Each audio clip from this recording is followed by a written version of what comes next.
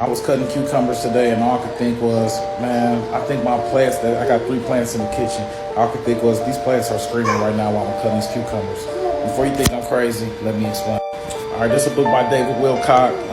The Hidden Intelligence Guiding the Universe in You. The Synchronicity Key is the name of the book.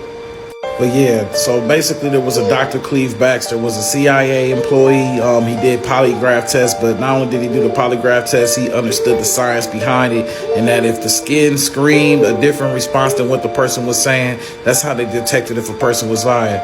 So this is what he did.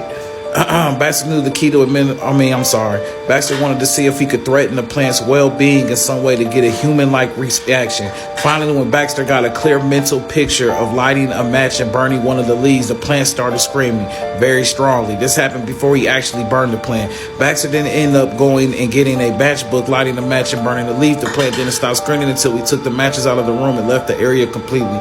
So basically, he took out a match in front of the plant, simulated acting like he was going to burn the plant. With the machine hooked up to the plant started screaming. The skin of the plant reacted like he was about to get burned. When he did burn one of the leaves, the plant kept screaming until he left with the matches completely out of the room. Crazy, right? Okay, now it says this alert system is constantly at work in nature and forms a collective consciousness among all living things. Baxter tested plants, yogurt, bacteria, chicken eggs, animal cells, and human cells, and found that when one organism feels stress, pain, fear, and danger, an energetic beacon is sent out to every other life form around it. When Baxter startled his cat out of a deep sleep, his African violet screamed. When Baxter boiled or poisoned bacteria, other bacteria screamed. When a captured spider suddenly was set free and was about to run for his life in front of a team of Yale University graduate students in 1969, a nearby ivy plant screamed. When Baxter boiled living brine shrimp using a completely randomized process at night while no one was in the building, nearby plants screamed. When Baxter boiled chicken eggs one by one, other chicken eggs screamed.